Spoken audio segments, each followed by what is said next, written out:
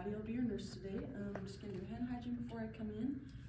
Just introduce myself. Like I said, my name's Addie. Hi, Mom. We're just going to do a little assessment on you today. I know you just had your baby. She's so cute. Are you bonding well with her? Do you feel like you guys have attached decently and you're getting all your good loving in with your baby? You love her so much. That's so good to hear. We're just going to do some assessments, so I'm going to kind of move baby over this way. And while I'm here, I'm just going to make sure that you guys are my right patient. So it looks like baby, correct, and then I'm just going to check Mom's ID band to make sure that's also right. Perfect. Good job, Mom. How are you holding up? That's kind of a big deal, big thing that your body has just done, so proud of you. I'm just going to do a quick assessment of the lungs and the heart sounds. And while I take her vitals, so I'm just going to put the blood pressure cuff on, make sure it's not the IV arm. Mom, I'm just going to put this blood pressure cuff on, just going to feel a tight squeeze. That should be like about 120/80 for Mom. It might be a little bit higher because it's kind of subjective based on each person, and because their blood volume has been higher during pregnancy, it might be higher, but should be great. So we're just gonna do that, and I'm gonna put the oximeter on your finger to ensure that she's having adequate respirations. I'm gonna take her temperature, probably, I don't know, differs which way I could take it, I guess, but we're gonna make sure that it's not above 100.4 because that could be indicatory of hematoma or things like that. So I'm just gonna listen to your heart and lungs really quick. We'll just listen to 5 points, so aortic, pulmonic, Erb's point, tricuspid, mitral, and then I'm just gonna listen to her lobes really quickly of her lungs. So if you can take some deep breaths for me. 3, 4, 5, 6, and then I'm just gonna kind of have you roll over really quick. I'm just gonna listen to your lungs on the back. Just take some deep breaths.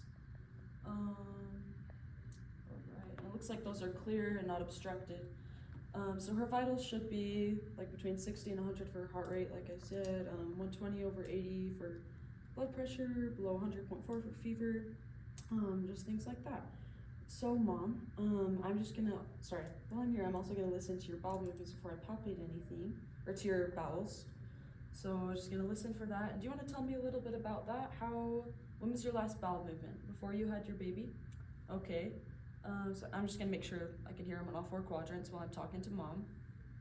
But yeah, that first bowel movement can be kind of scary. So just after you've had all this kind of trauma going on, right? So we just wanna make sure that we give you adequate stool softeners, wanna make sure that you stay hydrated, and then just eating enough fiber, which I know that's a lot to take in after you've just had your baby. So we can help give you fluids like the IV or things like that if you need also. Over here, can you also tell me about your urinary habits? Have you urinated lately? Because we want to make sure that you're urinating like over 30 mils an hour after you're laboring, which your body's trying to adjust back to the blood volume. And this is kind of another patient teaching, postpartum teaching thing, but we want to make sure that you are urinating adequately because if you're not urinating adequately and retaining urine in your bladder, that can cause kind of 2 issues like a UTI or your uterus will contract down back over. So that's just something that we want to be aware of and make sure that Mom's aware of so that she can know that, just ensure that she's urinating so that her uterus can contract down. So the next thing I'm gonna do is I'm just gonna kind of assess this area, Mom. I'm gonna put on gloves before I do this because this is my first like invasive thing, I guess. Because other things before, it's okay, I was wearing gloves. So if you don't mind, I'm just gonna assess your uterus to ensure that it's at a correct height and that it's firm. So I'm just gonna lift this up. You're doing a good job. Just bear with me. So I'm gonna assess, pretend like that's the umbilicus. So I'm gonna feel it, and it looks like that uterus is about 1 or 2 centimeters above the umbilicus, and it's firm. It's not boggy. So that's something I'm gonna want to be aware of and want to teach the mom of also that her uterus should be firm during this period because that means it's contracting. I'm just gonna look for redness and stuff while I'm here. Assess for that fundal height, and then also, Mom, I'm just gonna kind of take a look at your breast really quickly.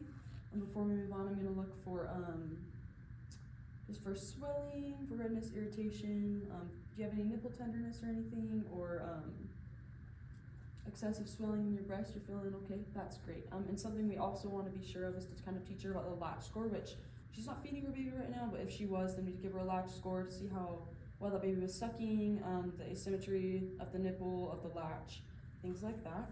But that's something we can talk about later too, Mom. And also some patient education is that babies should be feeding anywhere from 8 to 12 times a day, Mom, which I realize is kind of overwhelming. That turns out to be about 2 to 3 hours apart. but it's also important to let babies sleep. And their tummies are also super tiny. They're like the size of a pea or the tip of your pinky.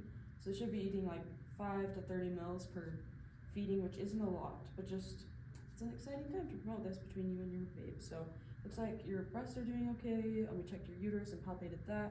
I'm just gonna assess your perineal area down here. So we're gonna wanna look for lochia. Just give me a second while I assess this. We're gonna wanna assess using Rita, so that's redness, edema, ecchymosis, drainage, approximation. We wanna make sure that she's not bleeding excessively. We'll look at lochia amount. And you'll be bleeding for probably 2 to 3 days, and then you'll have kind of other drainage for periods of maybe up to 3 to 4 weeks. But if you ever start bleeding excessively again, that's something that we want to be aware of, because that could be indicative of a hemorrhage, and we don't want that to happen. So I'm just going to kind of assess this area. I'm going to assess for episiotomy, hematomas. It looks like you're doing okay. It looks like you're healing really well. And if she were to have a C-section, I'd want to assess that incision site, make sure that it wasn't super red or irritated. I'd want to also, just look for redness, irritation, kind of teach mom that when she gets in the shower, like for your postpartum care, to not really get the incision site wet quite, but, and then maybe she could come back, we could take the staples out, or before discharge, we'll take the staples out.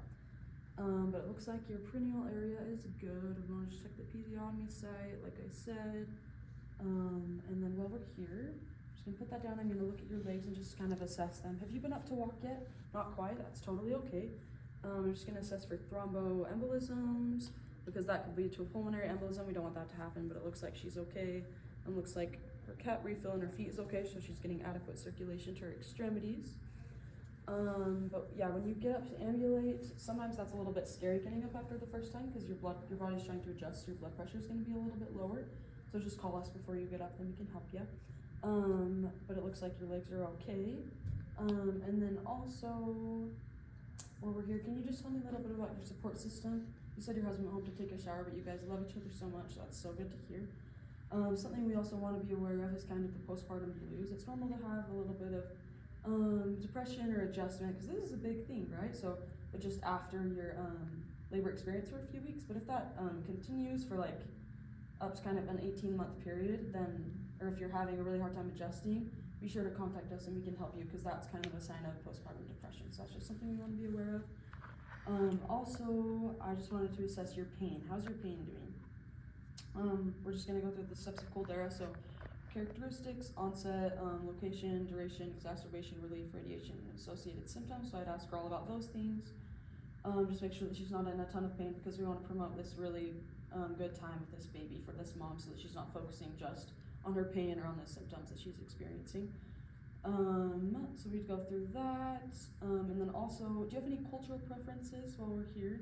Just wanted to ask you about that before I left, so we can try to accommodate those the best that we can.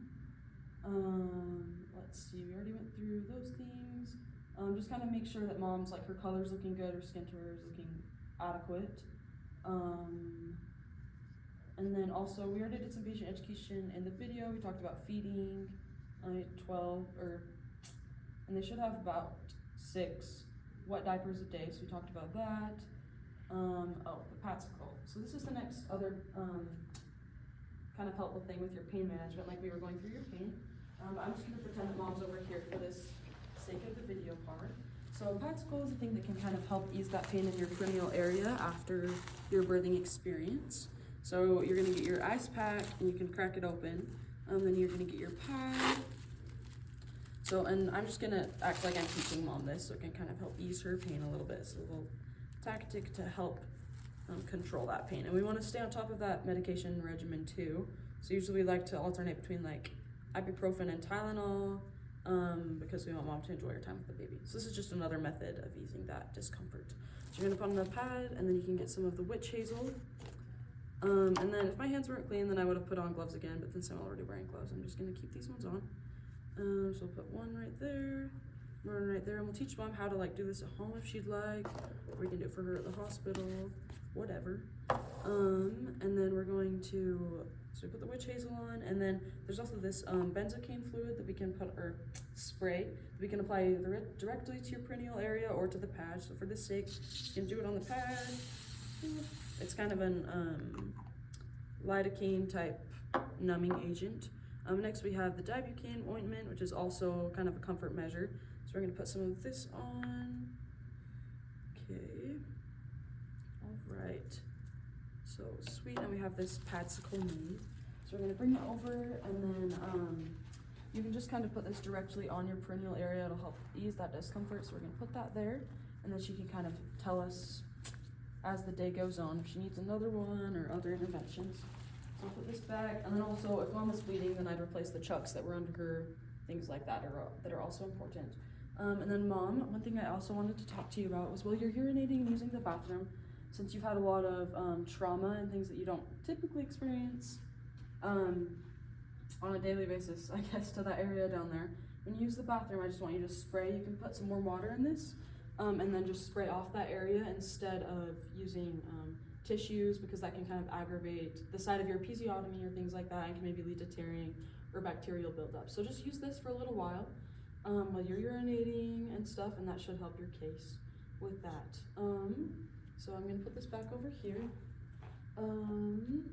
Writing with your cultural preferences, pain management, and teaching. So we just want to make sure to promote that baby to mom contact and make sure that the patient is safe. I'm going to take off my gloves, and then I'll end with some hand hygiene and device and everything. So I think we're good. Just call me if you need anything. And then also the room has been private this whole time. I neglected to mention, I think, but we want to make sure the room's private. So we'll close the door. We actually have our support system, so you should be good. Just let us know if you have any questions. We'll see you later.